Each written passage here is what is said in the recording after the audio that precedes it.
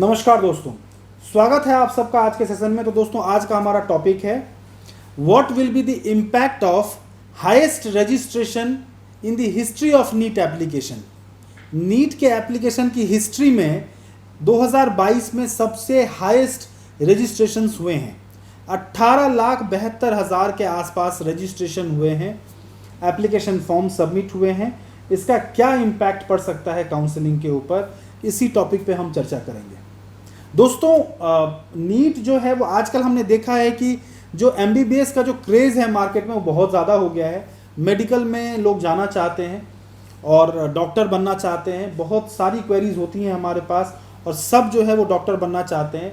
नहीं डॉक्टर बन पा रहे हैं तो फिर वो बीडीएस लेना चाहते हैं, मतलब एमबीबीएस नहीं कर पा रहे हैं तो बीडीएस लेना चाहते हैं, बीएमएस लेना चाहते हैं। फिर बीएमएस का भी आज के समय में बहुत अच्छा स्कोप है और बहुत ज़्यादा डिमांड है। इसके अलावा बीएमएस नहीं कर पा रहे हैं, बीयूएमएस करना चाहते हैं, नहीं तो फिर नर्सिंग में जाने के लिए भी इंटरेस्टेड है। मतलब मेडिकल बैकग्राउंड के जो कोर्सेज हैं उसमें लोग बहुत ज़्यादा इंटरेस्ट ले रहे हैं। तो ये जो इतना रजिस्ट्रेशन इस बार हुआ है उसके पीछे कई सारे कारण हैं, बट इसका इम्पैक्ट क्या हो सकता है वो देखने वाली बात होगी। सबसे पहली बात तो ये है कि एज का जो रेस्ट्रिक्शन था कि 25 साल तक एज अगर आपका है तो आप भर सकते हैं फॉर्म और कर सकते हैं, ये मैटर कोर्ट में था और कोर्ट से भी इस मैटर को अब हटा दिया गया है। तो अब एज का रेस्ट्रिक्शन जो है वो नहीं है। आपकी एज जो है चाहे कुछ भी हो, आप नीट का फॉर्म भर सकते हैं और वहाँ जो है काउंसलिंग कर सकते हैं और अगर आपको सीट मिलती है तो आप सीट ले सकते हैं। तो एज का रेस्ट्रिक्शन हट गया है, जिसकी वजह से हो सकता है कि एप्लीकेशंस थोड़े ज़्यादा हो गए होंगे।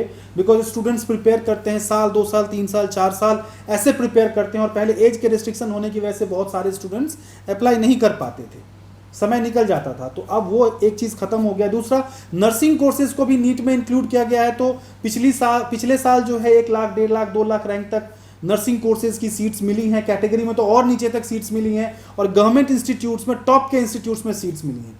तो वो भी एक रीज़न हो सकता है कि नर्सिंग के लिए जो भी बच्चे इंटरेस्टेड होते हैं उन्होंने भी नीट का फॉर्म फिल किया हो कि मैं एक बार देखूं अगर मुझे कुछ अच्छा यहाँ पे मिल सकता है, इस वजह से भी। और दूसरी बात ये है कि 2 साल से जो कोरोना का सिचुएशन था तो बहुत सारे ऐसे स्टूडेंट्स थे जो प्रिपेयर नहीं कर पा रहे थे, ठीक से प्रिपेयर नहीं कर पा रहे थे और सबका बजट नहीं बन पाता है। तो साल 2 साल लोगों ने गैप दिया और उसके बाद फिर से तैयारी करके बच्चे जो हैं वो फॉर्म फिल कर रहे हैं। तो ये भी एक कारण हो सकता है। तो 18,72,000 एप्लीकेशन फॉर्म्स आने का मुझे ऐसा लगता है कि इम्पैक्ट काउंसलिंग के ऊपर ज़रूर पड़ेगा। बिकॉज इस बार काउंसलिंग में कई तरह के बदलाव आ रहे हैं। एक बदलाव तो एनएमसी बिल का है, हो सकता है, चांसेस पूरे हैं। ऑलरेडी 2 साल पहले ही ये बिल पास हो चुका, अभी तक इम्पैक्ट इसका आया नहीं है, ये लॉ जो है वो लागू नहीं हुआ है। बट इस बार 2022 में लागू होने की पूरी संभावना है। नरेंद्र मोदी जी ने ट्वीट किया था। इसके अलावा एनएमसी ने भी जो है वो कई सारे ऐसे इंटीमेशंस दिए हैं जिससे लगता है कि इस बार 2022 में एनएमसी बिल लागू हो जाएगा। अगर एनएमसी बिल लागू होता है तो सारे प्राइवेट कॉलेजेस की आधी सीट सरकारी हो जाएंगी। तो प्राइवेट सीट्स ऑलरेडी जो पहले थी उससे आधी हो जाएंगी। तो गवर्नमेंट सीट्स तो कुछ लिमिटेड बच्चों को ही मिलेगा, जैसे कि अभी ऑल इंडिया रैंक 20,000 तक अगर गवर्नमेंट सीट मिलता है जनरल कैटेगरी में तो शायद 30,000 तक मिल जाए, 35,000 तक, 40,000 रैंक तक मिल जाए। बट उससे जो बाद के बच्चे बचेंगे, अगर 18,72,000 एप्लीकेशन है तो उसमें से 10 लाख के आसपास बच्चे पास होंगे और 10 लाख बच्चे अगर पास होते हैं, 9.5 लाख, 10 लाख बच्चे पास होते हैं तो उन 40,000 बच्चों को तो सीट मिल जाएगा। बट 40,000 बच्चे के बाद के जो बच्चे हैं उनके लिए तो प्राइवेट सीट्स और कम हो जाएंगी। तो मुझे लगता है कि इस साल बहुत सारे प्राइवेट सीट्स में इंक्रीमेंट भी होगा क्योंकि काफ़ी सारे इंस्पेक्शंस चल रहे हैं, तो सीट्स भी इंक्रीज होगी। गवर्नमेंट पूरी कोशिश करेगी इसको बैलेंस करने की कि जितने बच्चे इंक्रीज हो रहे हैं, एप्लीकेशंस इंक्रीज हो रहे हैं, उनको सीट मिले। बजट अगर आपका है 20 लाख, 22 लाख, 25 लाख तक अगर आपका बजट है, तो अगर आपका रैंक 8 लाख, 9 लाख भी है तो भी आपको सीट मिलेगा, चिंता करने वाली कोई बात नहीं है। बट बजट अगर आपका नहीं है तो चिंता करने वाली बात है। अगर आपका रैंक 3, 3.5 लाख तक है फिर तो आप सोच सकते हैं, 4 लाख तक है तो भी आप सोच सकते हैं कि आपको बजट में कॉलेज मिल जाए। बट 4 लाख से लेकर के और 9 लाख के बीच अगर आपका रैंक है तो बजट में कॉलेज मिलना बहुत मुश्किल हो जाएगा फिर।